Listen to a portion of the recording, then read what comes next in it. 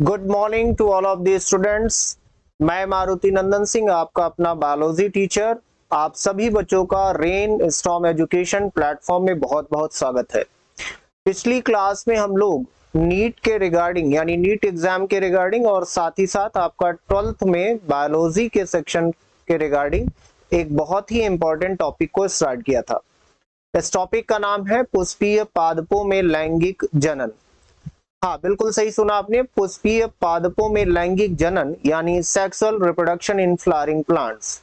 इस टॉपिक को हम लोगों ने स्टार्ट किया था, जिसमें इससे पहले यानी आज की क्लास जो हम स्टार्ट करने जा रहे हैं, इससे पहले 2 क्लासेस हम लोगों ने कंप्लीट कर ली है। आज इस टॉपिक की 3rd क्लास है, यानी तीसरी कक्षा है, जो आज हम लोग चर्चा करेंगे। और पिछली क्लास में यानी 2nd क्लास में हम लोगों ने बेसिकली एंड्रोएशियम और गायनोएशियम तक बात कर लिया था, यानी पुमंग तथा जायांग।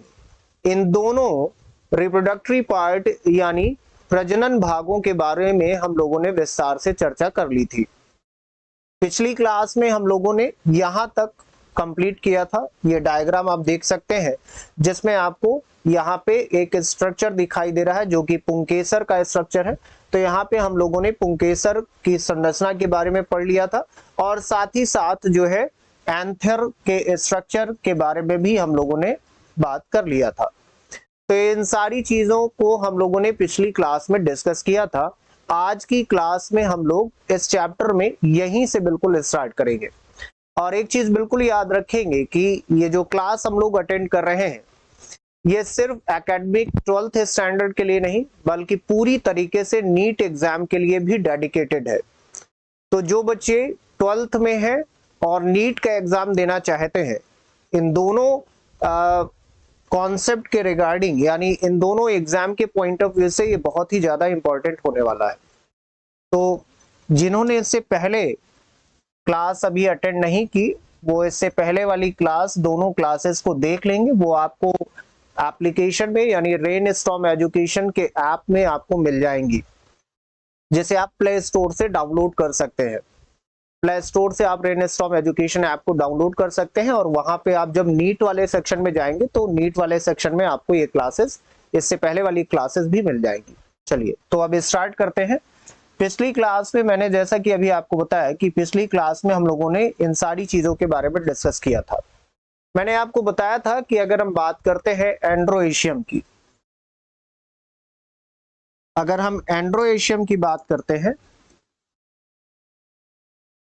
तो एंड्रोएशियम क्या है? एंड्रोएशियम किसी पुष्प का नर जनन भाग है। नर जनन भाग है, यानी आप कह सकते हैं कि ये मेल रिप्रोडक्टरी पार्ट है। किसी फ्लावर का मेल रिप्रोडक्टरी पार्ट है, नर जनन भाग है या मेल रिप्रोडक्टरी पार्ट है। ठीक इसी तरीके से इसके बारे में मैंने आपको बताया था कि एंड्रोएशियम को शॉर्ट में हिंदी में क्या कहते हैं, तो इसे पुमंग कहा जाता है। क्या कहते हैं? पुमंग कहते हैं। और जब ये आपको ये स्ट्रक्चर जो आपको दिखाई दे रहा है, ये स्ट्रक्चर या ये संरचना जो है, जब कई सारी संरचनाएं उपस्थित होती हैं किसी पुष्प में, तो सामूहिक तौर पे इसे एंड्रोएशियम या पुमंग कह दिया जाता है। और अगर ये सिंगल है तो इस एकल संरचना को पुंकेसर कहा जाता है।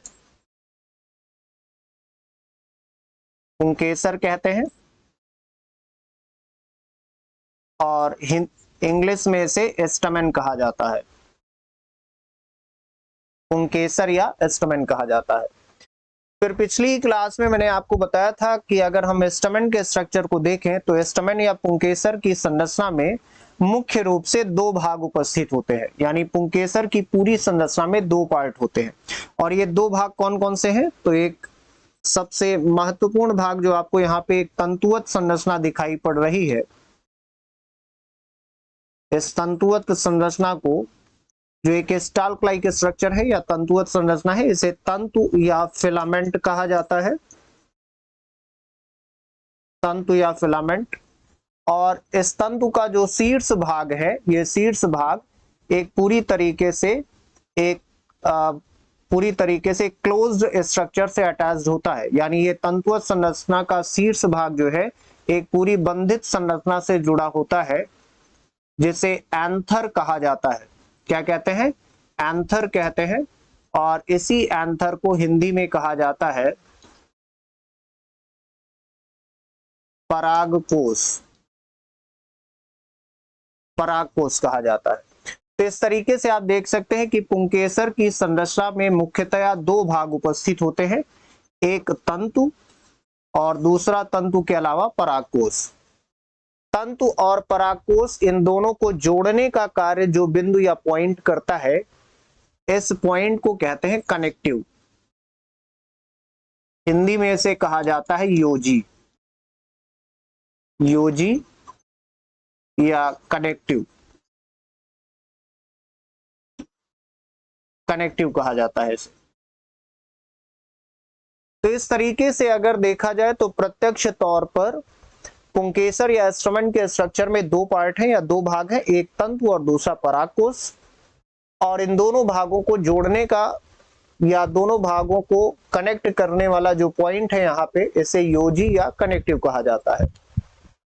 और मैंने आपको ये भी अभी बताया कि ये वास्तव में नर जनन अंग है या नर जनन भाग है, यानी मेल रिप्रोडक्टरी ऑर्गन होते हैं किसी पुष्प के। अब यहाँ पे सबसे महत्वपूर्ण भाग हो जाता है परागकोश, जिसे आप एंथर कहते हैं, एंथर या परागकोश। एंथर की संरचना को अगर आप देखें तो लगभग इस तरीके का स्ट्रक्चर आपको दिखाई देगा। हालांकि ऊपर से देखने पर यह बिल्कुल एक बंधित संरचना दिखाई देती है, इस तरीके से पूरा पैक्ड स्ट्रक्चर दिखाई पड़ता है, लेकिन काफी क्लोज जाकर के जब आप इसे देखेंगे तो ये लगभग इस तरीके की संरचना दिखाई पड़ती है। मैंने यहाँ आपको बताया था कि एंथर की संरचना में अगर आप देखेंगे तो एंथर जो है वो वास्तविक रूप में दो पालियों में विभक्त रहता है, यानी लंबवत रूप से या वर्टिकली अगर आप देखेंगे तो वर्टिकली परागकोश जो है ये दो पालियों में या विभाजित रहता है, यानी दो पराग पुटों में विभाजित रहता है, जिसे पॉलन सैक भी कहा जाता है। यहाँ पे आप देख सकते हैं कि यहाँ पे दो पराग पुट उपस्थित होते हैं, लंबवत रूप से दो पराग पुटों में विभाजित होता है, लंबवत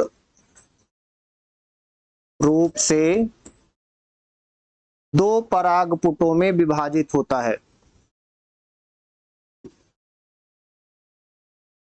दो पराग पुटों में विभक्त होता है, विभक्त होता है या विभाजित रहता है। पराग पुट को इंग्लिश में क्या कहा जाता है? तो याद रखिएगा कि पराग पुट को इंग्लिश में कहा जाता है पॉलन सैक,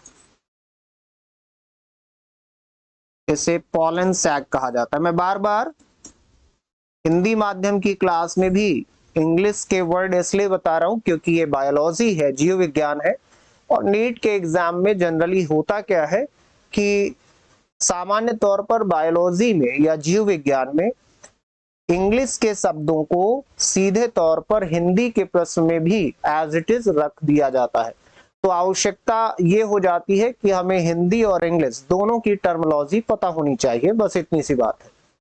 तो यहाँ पे आप देख सकते हैं कि दो पराग पुटों में विभाजित रहेगा क्या आपका एंथर या परागकोश। इस तरीके से एक आप देख सकते हैं कि एक परागपुट ये यहाँ पे है और एक ये यहाँ पे है, लंबवत रूप से।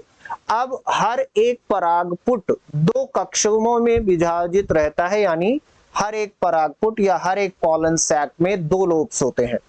इस तरीके से आप देख सकते हैं कि पूरे की पूरी एंथर की संरचना में सामान्य तौर पर चार कक्षक उपस्थित होते हैं, यानी चार लोब्स उपस्थित होते हैं। तो यहाँ पे आप ये भी मेंशन कर सकते हैं, ये बहुत ही बेसिक चीजें हैं जो आपको पता होनी चाहिए। यहाँ पे आप ये भी मेंशन कर सकते हैं कि यहाँ पे जो दो पॉलन सैक हैं, ठीक, इन पॉलन सैक में क्या होगा, ओवरऑल टोटल कितने लोब्स होंगे? Total 4 lobes. कुल 4 कक्षक उपस्थित होते हैं। 4 कक्षक। तो 4 कक्षक या जो है 4 लोब्स प्रेजेंट होंगे यहाँ पे। अब इन 4 लोब्स का मतलब क्या है कि जैसे 2 लोब यहाँ पे उपस्थित होंगे, यहाँ पे ये 2 लोब इधर होंगे, ये देखिए एक ये हो गया और एक ये हो गया। इसी तरीके से 2 लोब इधर होंगे, एक ये हो गया और एक ये हो गया। ओवरऑल जो है यहाँ पे आप देख सकते हैं कि 4 कक्षक उपस्थित होंगे, 4 लोब्स प्रेजेंट होते हैं। ये एक पूरा बेसिक स्ट्रक्चर है जो आपको पता होना चाहिए। हर एक लोब में या कक्षक में number of pollen grains present होते हैं। अब आप याद रखिएगा कि जो पॉलन ग्रेन्स है जिन्हें आप परागकण कहते हैं,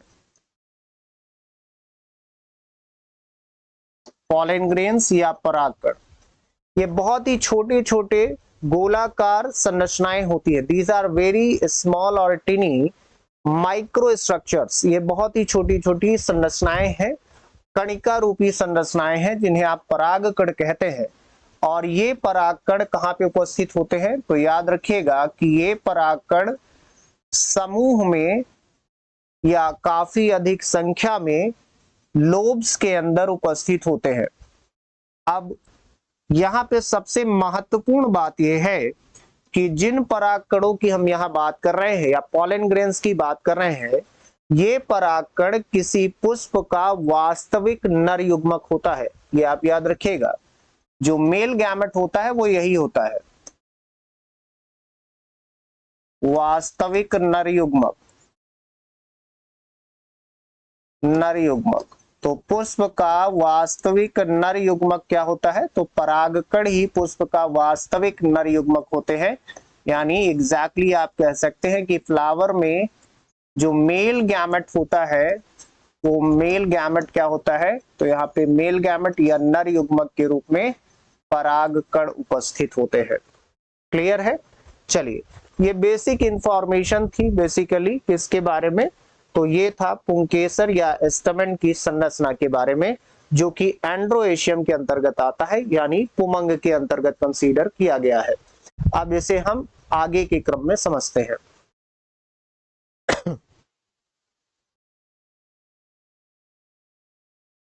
अब यहाँ पे कई सारी चीजें और भी इंपॉर्टेंट हो जाती है। थोड़ा सा इसे और आसान वे में, बहुत ही इजी वे में मैं आपको बता देता हूं। जैसे देखिए, अगर मान लिया जाए यहाँ पे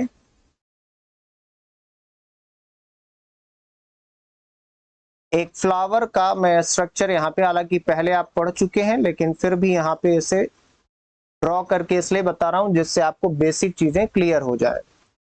अगर एक फ्लावर के स्ट्रक्चर को हम देखें तो उस फ्लावर के स्ट्रक्चर में बहुत सारी चीजें आपको यहाँ पे इस तरीके से दिखाई पड़ती हैं।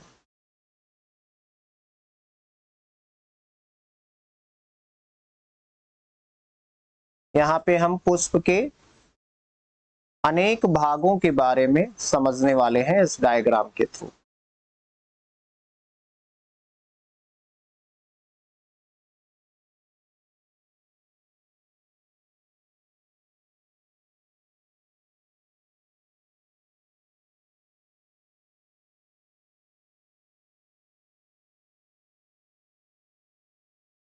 इस संरचना में अगर आप देखेंगे तो आपको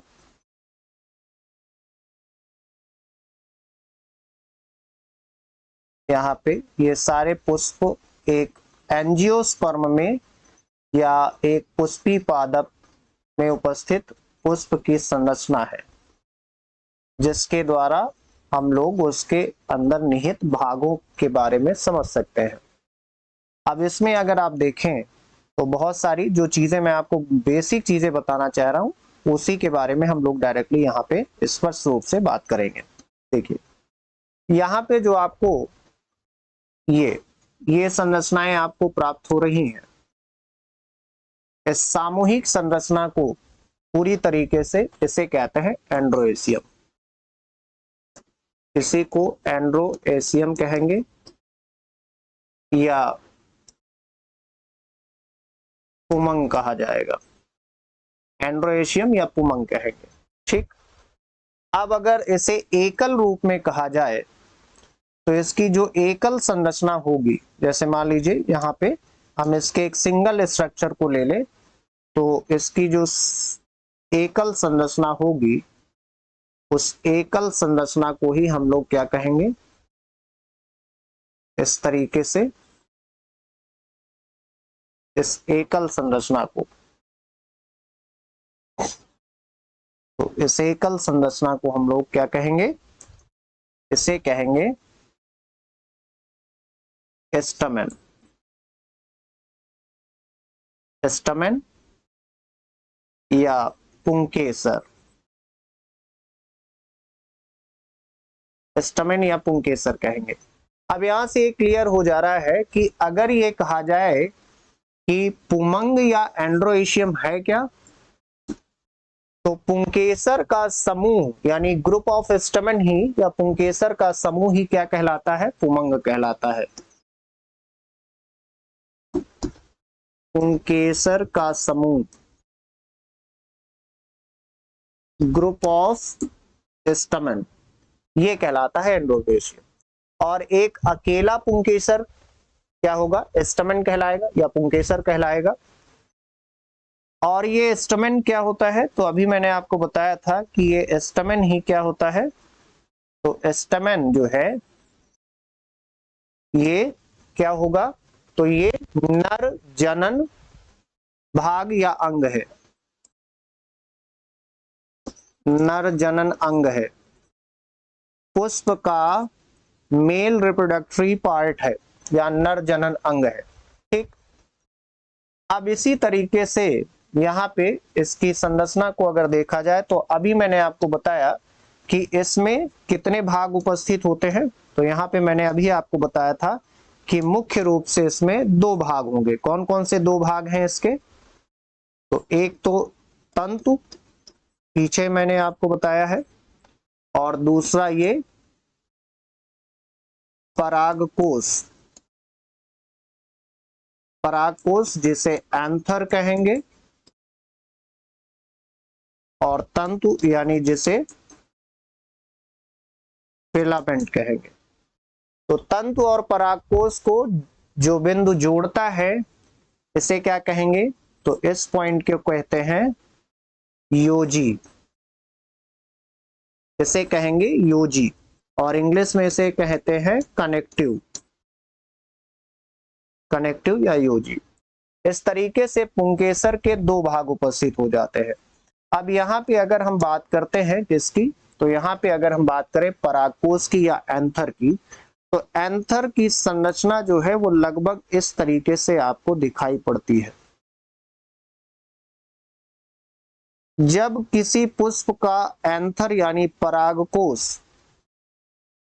उचित वातावरणीय परिस्थिति में आता है और परिपक्व हो जाता है, तो परिपक्व होने के बाद यह स्वतः ही दो भागों में यानी ये स्वतः ही प्रस्फुटित हो जाता है। प्रस्फुटित का मतलब यह है कि डेहिशंस हो जाता है। हालांकि इसकी संरचना को अगर आप देखें तो ये लंबवत रूप से, ध्यान से देखिएगा, लंबवत रूप से इस तरीके से जो है दो अलग अलग, लंबवत रूप से दो अलग अलग जो है पुटों में विभाजित रहता है, जिसे कहते हैं पॉलन सैक। तो ये आप देखिए यहाँ पे दो परागपुट आपको दिखाई पड़ रहे हैं, दो परागपुट यहाँ पे उपस्थित है यानी पॉलन सैक, दो पॉलन सैक उपस्थित होंगे परागपुट। अब खास बात यह है कि हर एक परागपुट यानी प्रत्येक परागपुट जो है वो दो पालियों में विभाजित रहता है। एक पाली ये है और दूसरी पाली ये हो गई, इस तरीके से।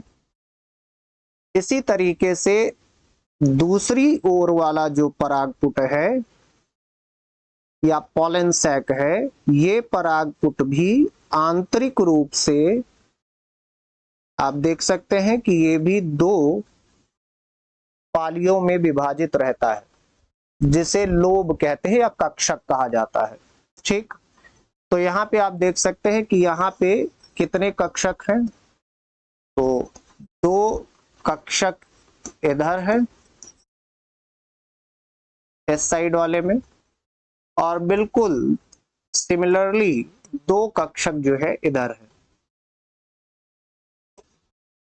तो इस तरीके से हम कह सकते हैं कि एक आदर्श परागकोश यानी एंथर की संरचना में कुल 2 परागपुट यानी पॉलन सैक होते हैं, और प्रत्येक परागपुट में कितने कक्षक होते हैं? 2 कक्षक होते हैं।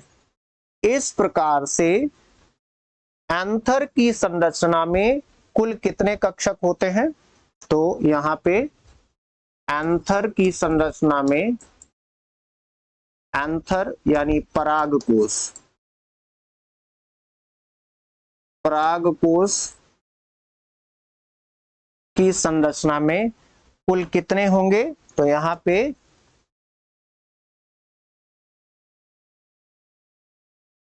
कुल 4 कक्षक होते हैं।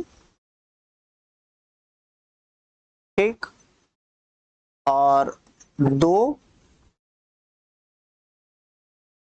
परागपुट उपस्थित होते हैं।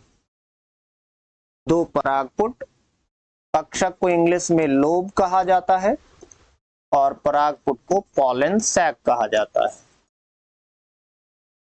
ये उपस्थित होते हैं। अब इन्हीं कक्षकों के अंदर बहुत ही छोटी छोटी कणिका रूपी संरचनाओं में, इस तरीके से कणिका रूपी संरचनाओं के रूप में उपस्थित होते हैं या पूरी तरीके से भरे हुए होते हैं परागकण। यहाँ पे इस तरीके से आप देख सकते हैं कि यहाँ पे इसके अंदर इस तरीके से उपस्थित होंगे परागकण, और परागकण जो है किसी पुष्प में उपस्थित नर युग्मक होते हैं। These are the male gametes. ये परागकण है, परागकण है यानी पॉलन ग्रेन्स,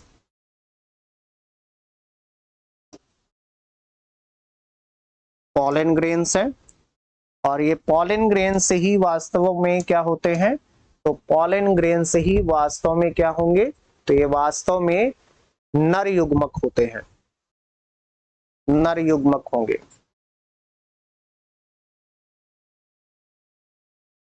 पुष्प के नर युग्मक, नर युग्मक मतलब मेल गैमेट्स, मेल गैमेट्स होते हैं। क्लियर? तो ये बेसिक चीजें थी जो अभी मैंने आपको बताया। अब इसके बाद हम लोग आगे के क्रम में बढ़ते हैं। चलिए, अब यहाँ पे दिया गया है पुष्प के कार्य, यानी पुष्प के कार्य क्या है उसके बारे में हम लोग जानेंगे। ठीक है, चलिए देखिए, अगर पुष्प के कार्यों के बारे में बात करें तो बहुत सारे वर्क हो सकते हैं, लेकिन यहाँ पे हम लोग इंपॉर्टेंट फंक्शंस के बारे में बात करेंगे जो कि एग्जाम पॉइंट ऑफ व्यू से इंपॉर्टेंट है। सबसे पहले कह रहा है पुष्प तने का रूपांतरण होता है। ये मैंने पहले ही आपको एक्सप्लेन कर दिया था पिछली क्लास में कि पुष्प जो है वो तने का रूपांतरण होता है, और उसमें पंखुड़ियां किसके रूपांतरण से बनती हैं, और इसके अलावा बाकी जो भाग हैं पुष्प के वो किन किन भागों के रूपांतरण से बनते हैं, उसमें नोड्स का क्या पार्टिसिपेशन है, यानी संधियां किस रूप में रूपांतरित होती हैं, पर्व संधियां कैसे रूपांतरित होती हैं, ये सारी चीजें हम लोग पिछली क्लास में बात कर चुके हैं। आप उस वीडियो या लेक्चर को अटेंड करेंगे तो क्लियर हो जाएगा। ठीक है, तो ये आप याद रखिएगा कि पुष्प जो है वो किसका रूपांतरण है? तने का रूपांतरण है। और पुष्प के कार्य की बात किया जाए तो ये भी आपको पता है कि लैंगिक प्रजनन या सेक्सुअल रिप्रोडक्शन जो है किसी भी पादप में, वो लैंगिक प्रजनन की प्रक्रिया कहाँ पे संपन्न होती है? तो पुष्प में ही संपन्न होती है, क्योंकि पुष्प की संरचना में ही नर जनन भाग और मादा जनन भाग उपस्थित होते हैं। इसीलिए जो लैंगिक प्रजनन की प्रक्रिया है वो कहाँ संपन्न होती है? पुष्प में संपन्न होती है।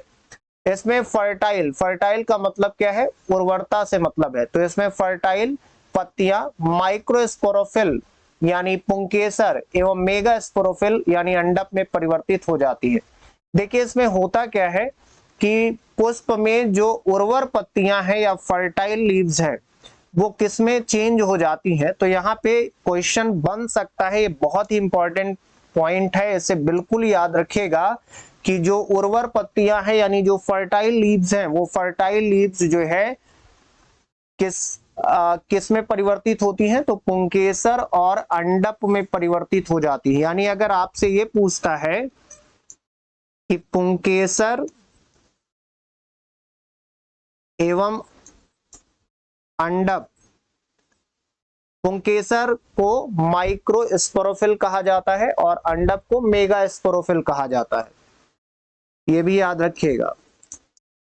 माइक्रोस्पोरोफिल और इसे कहते हैं मेगा स्पोरोफिल। ये मत सोच लेना कि सर जो है इंग्लिश में बता रहे हैं तो ये इंपॉर्टेंट नहीं है, क्योंकि मैंने पहले ही आपको बताया कि ये शब्दावली सीधे तौर पर हिंदी में भी लिख के आ जाती है। मतलब कहने का ये है कि पुंकेसर की जगह जरूरी नहीं पुंकेसर ही लिख कर आए, पुंकेसर के स्थान पर सीधे तौर पर हिंदी में भी माइक्रोस्पोरोफिल लिख सकता है और अंडप के स्थान पर सीधे तौर पर मेगा स्पोरोफिल लिख सकता है। इसलिए आपको ये पता होना चाहिए कि अगर माइक्रोस्पोरोफिल कह रहा है इसका मतलब किसकी बात कर रहा है, पुंकेसर की बात कर रहा है, और अगर मेगा स्पोरोफिल कह रहा है तो इसका मतलब किसकी बात हो रही है, अंडप की बात हो रही है। तो यहाँ पे पुंकेसर और अंडप इन दोनों ही संरचनाओं का निर्माण जो है पुष्प में किसके रूपांतरण से होता है, तो उर्वर पत्तियां या फर्टाइल लीव्स के परिवर्तन से हो जाता है।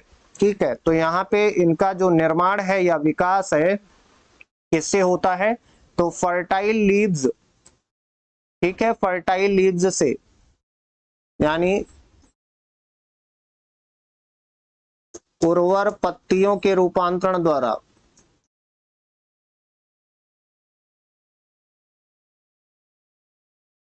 अब यहाँ पे क्वेश्चन ये भी पूछा जा सकता है कि किसी पुष्प में माइक्रोस्पोरोफिल और मेगा स्पोरोफिल किसका रूपांतरण है, तो पुष्प के विकास के क्रम में माइक्रोस्पोरोफिल तथा मेगा स्पोरोफिल यानी पुंकेसर तथा अंडप जो है ये उर्वर पत्तियों का रूपांतरण है, यानी फर्टाइल लीव्स का मॉडिफिकेशन है। ठीक है, ये देखिए फिर कह रहा है जिनमें क्रमशः पराग कोष तथा बीजांड उत्पन्न होते हैं। अब ये तो आपको मैंने अभी काफी डिटेल में ही पहले बता दिया है कि पुंकेसर में किसका विकास होता है, तो एंथर का विकास होता है। पुंकेसर में किसका विकास होता है, एंथर का विकास होता है। पुंकेसर का जो शीर्ष भाग है वो शीर्ष भाग ही क्या है, एंथर है, जिसे आप हिंदी में क्या कहते हैं, परागकोश। तो ये तो हम लोग पहले ही पढ़ चुके हैं, वही यहाँ पे दिया गया है कि एंथर या परागकोश का विकास किसमें होगा, पुंकेसर में होगा।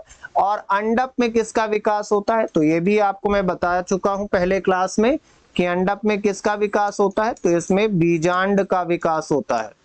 किसका होता है, बीजांड का विकास होता है।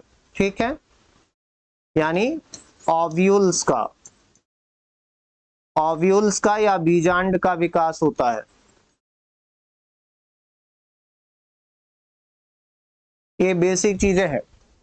ठीक है, फिर कह रहा है पराग कोष पराग कणों को उत्पन्न करते हैं तथा बीजांड अंड को उत्पन्न करते हैं।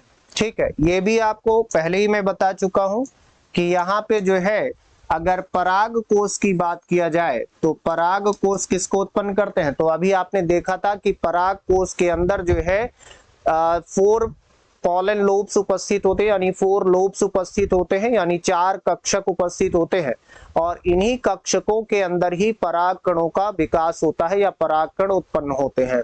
तो सीधे तौर पर आप कह सकते हैं कि परागकण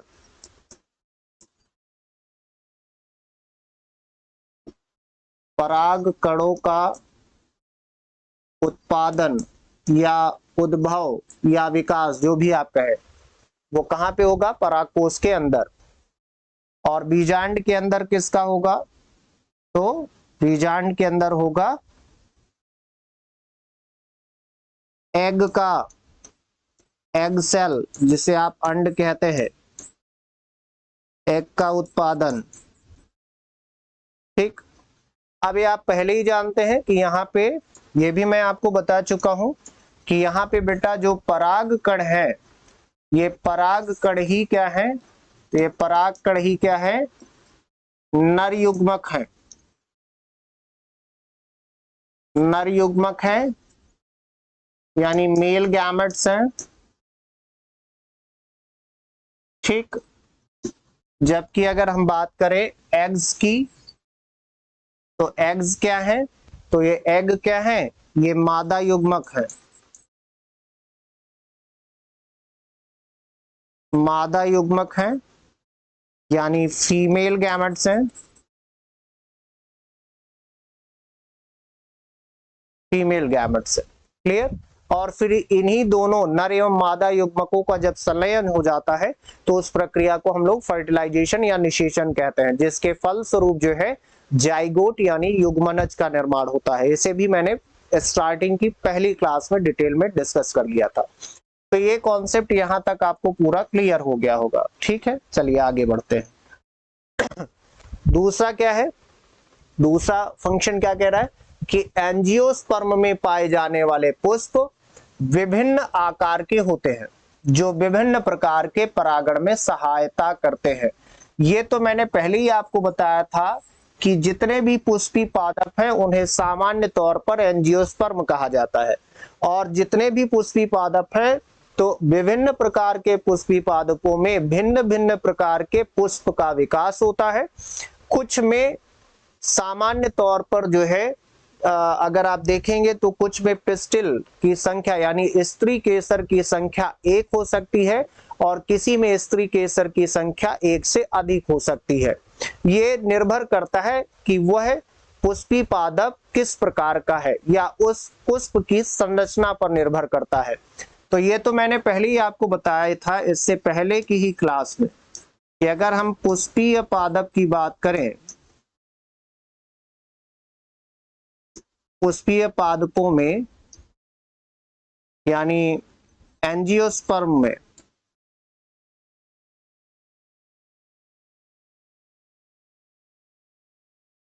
जो एंजियोस्पर्म प्लांट्स है, एंजियोस्पर्म प्लांट्स में या पुष्पीय पादपों में मैंने आपको बताया था कि जो संख्या है, किसकी संख्या, इनमें मैंने आपको बताया था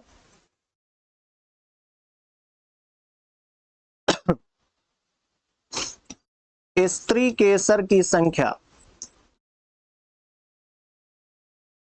स्त्री केसर की संख्या,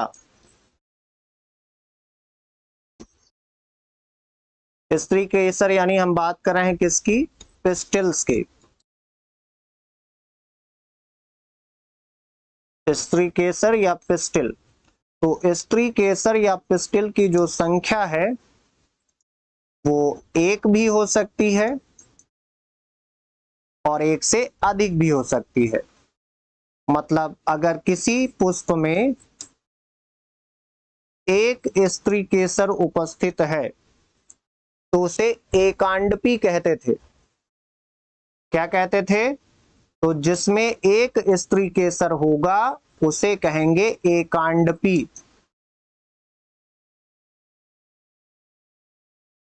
ये पहले मैंने पढ़ाया है, यहां पे आपको बता दे रहा हूं, एकांडपी कहते हैं। और किसी पुष्पी पादप में अगर स्त्री केसर की संख्या 1 से अधिक हो जाए या 1 से अधिक हो, तो 1 से अधिक स्त्री केसर वाले पुष्पों को या ऐसी संरचना को बहुअंडपी कहा जाता है।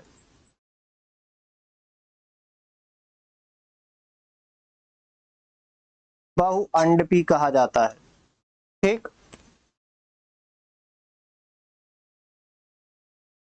चलिए तो आप देख सकते हैं कि अलग अलग प्रकार के पुष्पी पादपों में अलग अलग प्रकार के या विभिन्न आकार के हो सकते हैं, पुष्प जो है वो विभिन्न आकार के हो सकते हैं। ठीक है, अब ये विभिन्न प्रकार के पुष्प जो है वो किस प्रक्रिया में सहायता करते हैं, तो ये सबसे इंपॉर्टेंट पॉइंट है जहां से क्लियर हो रहा है कि पुष्प का काम क्या है।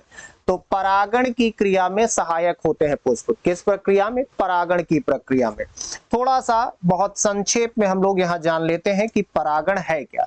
तो मैंने आपको बताया था कि किसी पुष्प के नर जनन भाग से पराग कणों का पुष्प के मादा जनन भाग में स्थानांतरण होना क्या कहलाता है? परागण कहलाता है।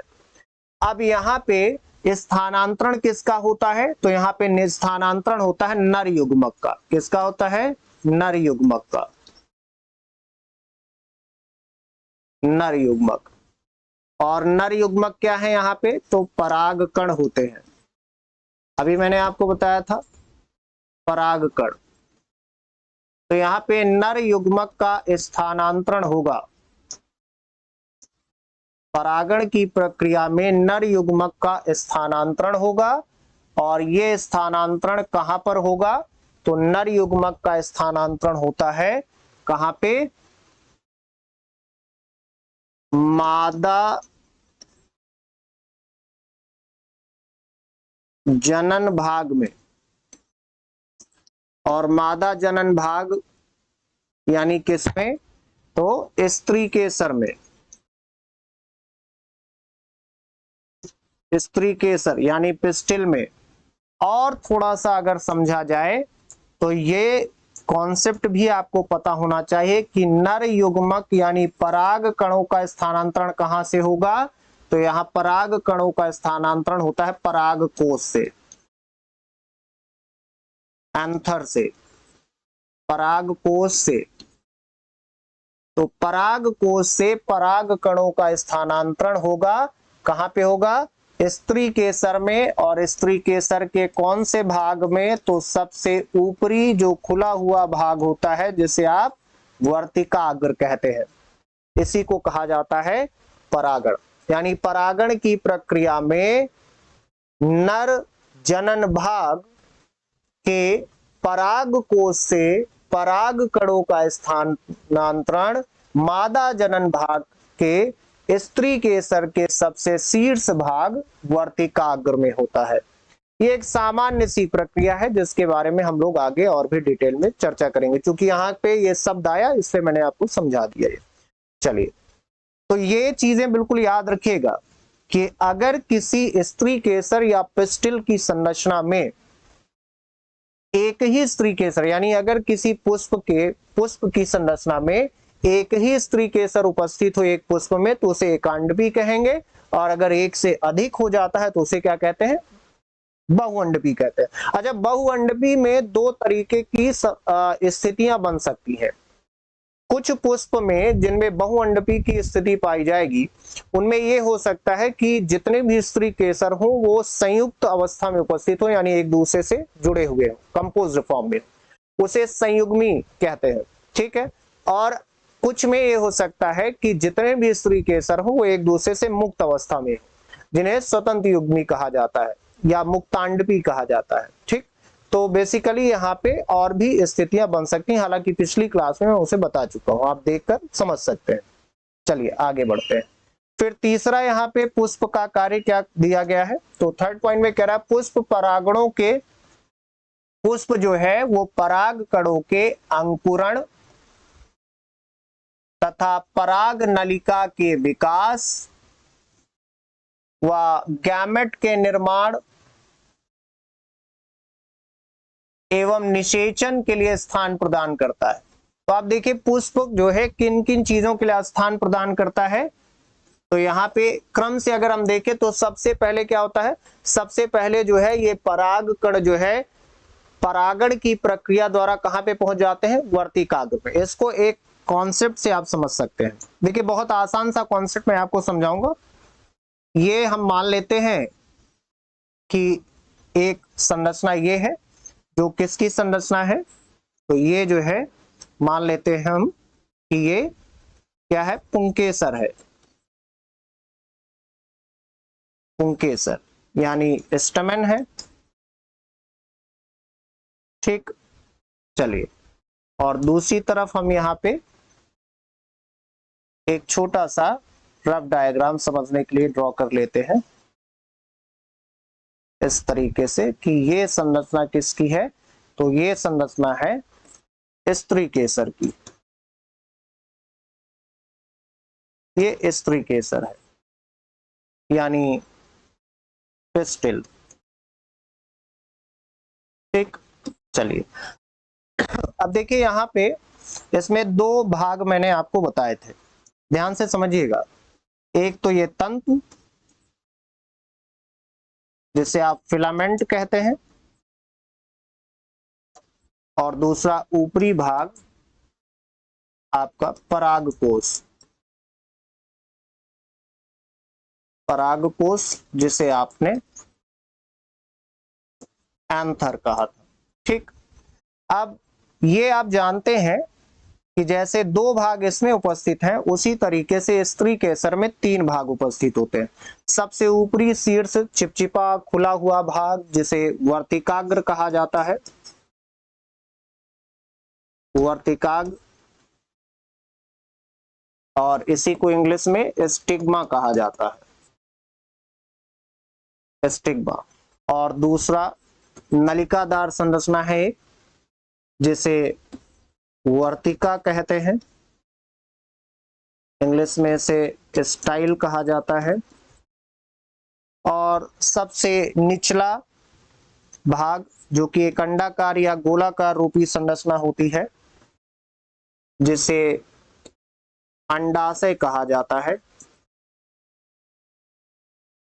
अंडाशय, या इसी को इंग्लिश में ओवरी कह दिया जाता है। तो इस तरीके से तीन भाग इसमें है और दो भाग पुंकेसर में है। अब होता क्या है कि जिन पराग कणों की हम बात कर रहे थे, वो पराग कण यहाँ पे पराग कोश के अंदर पॉलन सैक्स में जो लोब्स उपस्थित हैं, यानी पराग पुटों के अंदर जो कक्षक उपस्थित हैं, उन कक्षकों में यहाँ पे उपस्थित होंगे ये पराग कण, पराग कण उपस्थित होते हैं। और मैंने अभी आपको बताया था कि ये पराग कण ही क्या होते हैं, तो यही जो है नर युग्मक है। क्या है? नर युग्मक है। तो इस तरीके से इन पराग कणों का या नर युग्मकों का यहां से क्या होगा, तो इनका होता है, क्या होगा, इनका होता है स्थानांतरण। यहां पे होगा स्थानांतरण होगा। ये अलग अलग माध्यमों से हो सकता है, हवा के द्वारा, कीट के द्वारा, पानी के द्वारा, किसी भी माध्यम से हो सकता है। अब ये परागकण जो है यहां से स्थानांतरित होकर के इस तरीके से पहुंच जाते हैं कहां पे, तो ये पहुंचते हैं वर्तिकाग्र वाले भाग पर। कहां पहुंचते हैं? वर्तिकाग्र वाले भाग पर। जैसे ही ये वर्तिकाग्र वाले भाग में पहुंचते हैं तो प्राकृतिक तौर पर वर्तिकाग्र का ऊपरी भाग जो है ये खुला हुआ होता है और चिपचिपा सा होता है, स्टिकी नेचर का होता है, और यहाँ पे जाकर के ये परागकण लैंड कर जाते हैं। यानी आप कह सकते हैं कि वर्तिकाग्र जो है ये पराग कणों का क्या है, जहां पे परागकण आते हैं, लैंड करते हैं, वो स्थान है। ठीक है, अब वर्तिकाग्र में प्राकृतिक तौर पर ये क्षमता होती है कि ये कौन सा उचित प्रकार का परागकण है और कौन सा उचित नहीं है, ये आइडेंटिफाई कर सकता है। यानी कौन सा करेक्ट पॉलन ग्रेन है और कौन सा करेक्ट नहीं है, कौन सा राइट है, अप्रोप्रिएट है, कौन सा नहीं है, ये आइडेंटिफाई कर सकता है कौन? स्टिग्मा या वर्तिकाग्र। ठीक है, यहाँ पे सही और गलत परागकणों से मतलब ये है कि समान प्रजाति के पादप का, समान स्पीसीज यानी समान प्रजाति के पादप का परागकण है या नहीं। क्योंकि विपरीत प्रजाति के परागकणों का अगर यहाँ पे लैंडिंग भी हो जाता है स्टिग्मा या वर्तिकाग्र पर, तो वो कभी भी अंकुरण की स्थिति में नहीं आते, यानी उनमें कभी भी जर्मिनेशन नहीं हो पाता है। ठीक है, चलिए, तो यहाँ पे जब ये लैंड करेंगे तो जो उचित परागकण होंगे यानी समान प्रजाति वाले पॉलन ग्रेन्स होंगे, उन पॉलन ग्रेन्स में यहाँ पे क्या प्रारंभ हो जाता है? अंकुरण प्रारंभ हो जाता है। यहाँ पे अंकुरण यानी उचित तापमान, आर्द्रता और नमी होने पर जो है इन परागकणों में क्या हो जाता है? अंकुरण की प्रक्रिया प्रारंभ हो जाती है। और जैसे ही अंकुरण प्रारंभ होगा तो एक नलिकादार संरचना का विकास हो जाता है, जिसे पराग नलिका कहा जाता है। पराग नलिका या पॉलन ट्यूब कहा जाता है। पराग नलिका या पॉलन ट्यूब का विकास हो जाता है, ठीक। और ये पराग नलिका धीरे धीरे वर्तिका से होती हुई फाइनली जो है कहां पे प्रवेश कर जाती है, तो अंडाशय के अंदर प्रवेश कर जाती है बेसिकली, ठीक है। यहां अंडाशय के अंदर तक प्रवेश कर जाती है। तो यहाँ पे आप देख सकते हैं कि किन किन चीजों में, हालांकि इसे विस्तार से आगे हम पढ़ेंगे, यहाँ से रिलेटेड है इसलिए मैंने आपको बता दिया। यहाँ पे पुष्प जो है वो पराग कणों के अंकुरण में देखिए आप सहायता कर रहा है। अगर पुष्प नहीं होता तो वहां पे सारी संरचनाएं नहीं होती, तो कभी भी पॉलन जर्मिनेशन यानी पराग कणों का अंकुरण नहीं हो पाता। तो पराग कणों के अंकुरण में भी सहायता कर रहा है, और साथ ही साथ पराग नलिका के विकास में, आप देख सकते हैं पराग नलिका के विकास में भी सहायक है। और इसके अलावा गैमेट के निर्माण, गैमेट के निर्माण का मतलब ये है कि अब अगर आप आगे देखें तो पराग कण का जो, यानी जो पराग कण है या पॉलन ग्रेन, उनका जो पार्टिकल है या उसका जो कंटेंट है वो यहाँ से पराग नलिका के द्वारा अंदर पहुंच जाता है। और फिर जैसे ही अंदर पहुंचता है तो एक पूरी प्रक्रिया यहाँ पे संपन्न होती है, जिस आगे पढ़ेंगे आप, जिस प्रक्रिया के द्वारा यहाँ पे निर्माण होता है युग्मक का। किसका निर्माण होता है? युग्मक। बेसिकली युग्मक का निर्माण कहने का मतलब ये है कि यहीं पे जो है फिर जाइगोट वगैरह का निर्माण होता है, क्योंकि यहाँ पे निषेचन की प्रक्रिया संपन्न होती है। नर युग्मक तथा मादा युग्मक आपस में संलयन करते हैं।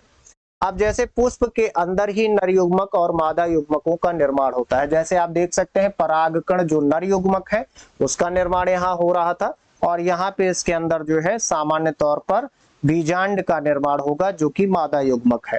तो इस तरीके से युग्मकों के निर्माण में भी पुष्प सहायक होते हैं और निषेचन की प्रक्रिया में भी सहायक है। ये देखिए निषेचन या फर्टिलाइजेशन में भी हेल्प करते हैं। तो ये सारे के सारे फंक्शन है या कार्य है किसी फ्लावर के या पुष्प के, जो अभी तक आपने यहाँ पे देखे। अब आगे के क्रम में हम लोग बढ़ते हैं और देखते हैं कि इसके आगे क्या क्या चीजें हैं इससे रिलेटेड। चलिए अगला फंक्शन क्या है फ्लावर का या पुष्प का, अगला कार्य देखते हैं। तो इसमें कह रहा है कि अंडाशय अंडप का भाग होता है जो निषेचन के बाद फल के रूप में रूपांतरित हो जाता है। तो अब यहाँ सबसे इंपॉर्टेंट चीज जो आपको जानना है वो ये है कि अंडाशय निषेचन के बाद फल के रूप में रूपांतरित हो जाता है, पहला तो ये याद रखना है। और बीजांड जो है वो किसके रूप में रूपांतरित होता है? तो बीज के रूप में। इसको आप ऐसे समझिए, देखिए मैंने आपको ये पहले भी बताया है कि निषेचन के बाद, निषेचन के बाद प्रायः जो है, हमेशा नहीं कह सकता मैं, लेकिन प्रायः, क्योंकि इसके अपवाद भी हैं उसके बारे में हम आगे बात करेंगे। प्रायः निषेचन के बाद ही दोनों ही संरचनाओं का विकास होता है। किसका? तो निषेचन के बाद फल का विकास होता है, फ्रूट का डेवलपमेंट होता है, साथ ही साथ फल के अलावा बीज का, तो बीज का यानी सीड का डेवलपमेंट भी होता है। तो फल और बीज इन दोनों का विकास प्रायः निषेचन के बाद होता है, ठीक है। अब इनमें जानने वाली बात यह है कि इसमें जो है जो बीज का विकास है वो पुष्प के किस भाग द्वारा होता है सामान्य तौर पर, और फल का विकास सामान्य तौर पर किस भाग द्वारा होता है। तो याद रखिएगा कि बीज का विकास जो है वो बीजांड के द्वारा होता है, यानी बीजांड ही बीज के रूप में रूपांतरित होते हैं। तो आप याद रखिएगा बीजांड के रूपांतरण द्वारा, बीजांड के रूपांतरण द्वारा, बीजांड के रूपांतरण द्वारा ही जो है बीज का विकास होता है। बीजांड कहते हैं किसे? तो बीजांड कहते हैं ओव्यूल्स को, ओव्यूल्स या बीजांड। इसका मतलब यह हुआ कि किसी फल में जितने भी बीज उपस्थित होंगे इसका मतलब ये हुआ कि उसमें उतने ही बीजांडों का विकास हुआ था, क्योंकि वही बीजांड आगे चल करके किस में विकसित या रूपांतरित होते हैं, बीज में होते हैं। फल का विकास प्रायः अलग अलग भागों के द्वारा भी हो सकता है, लेकिन सामान्य तौर पर अगर देखा जाए, सामान्यतः जो है, यानी एक सत्य फल या ट्रू फ्रूट की अगर हम बात करें, तो सामान्यतः जो फल का विकास है वो अंडाशय के द्वारा होता है। सामान्यतः फल जो है वो किसका रूपांतरण होता है, तो अंडाशय का रूपांतरण होता है, अंडाशय का रूपांतरण।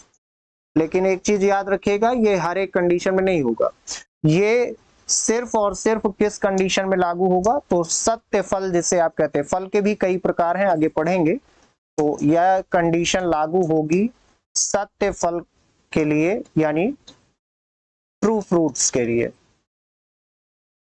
सत्य फल के लिए। एक कैटेगरी और होती है फल की जिसे असत्य फल कहा जाता है, फॉल्स फ्रूट कहा जाता है। और फॉल्स फ्रूट या असत्य फल उसे इसीलिए कहा जाता है क्योंकि उसका जो विकास हुआ है वो फूल या पुष्प के अंडाशय के अलावा किसी अन्य भाग से होता है, मतलब उसका विकास अंडाशय के अलावा किसी अन्य भाग से हो सकता है।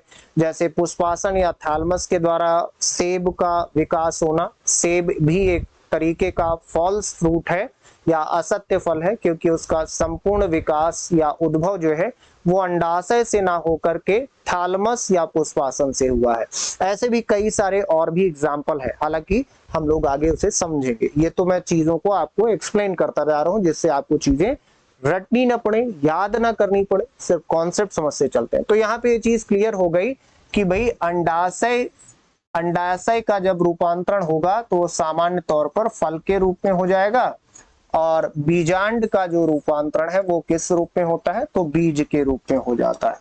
क्लियर है? चलिए अब आगे बढ़ते हैं।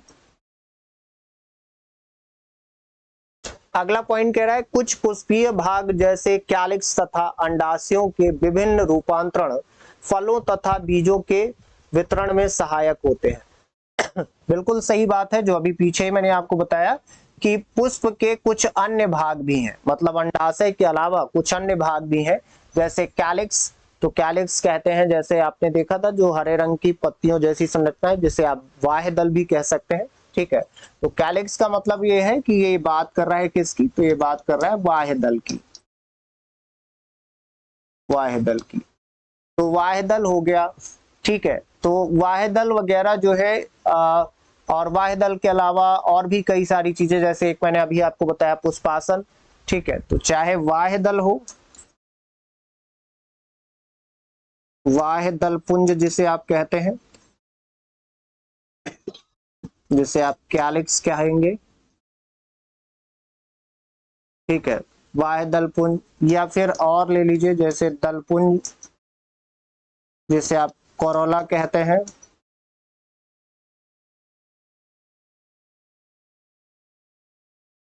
कोरोला या पुष्पासन जिसे आप थैलमस कहते हैं। ठीक है, या पेडिसल। तो इन सारी चीजों के द्वारा अगर फल का विकास होता है, इनके द्वारा भी फल का विकास हो सकता है। तो इनके द्वारा अगर फल का विकास होता है तो ऐसे फल को क्या कहेंगे, ऐसे फल को कहेंगे असत्य फल। तो ऐसा जरूरी नहीं है कि सिर्फ अंडाशय के द्वारा ही फल का विकास होता हो। ठीक है, इन अन्य भागों के माध्यम से भी फल का विकास संभव है। ठीक है, तो यहाँ पे इनके रूपांतरण के द्वारा फल तथा बीज के वितरण में भी सहायता होती है। चलिए, अब यहाँ तक हम लोगों ने लगभग इस टॉपिक को कंप्लीट कर लिया है। अगली क्लास में हम लोग बिल्कुल यहीं से प्रारंभ करेंगे इस चैप्टर के नेक्स्ट सेशन को। तो आज के लिए इतना ही, फिर मिलेंगे। जय हिंद, जय भारत।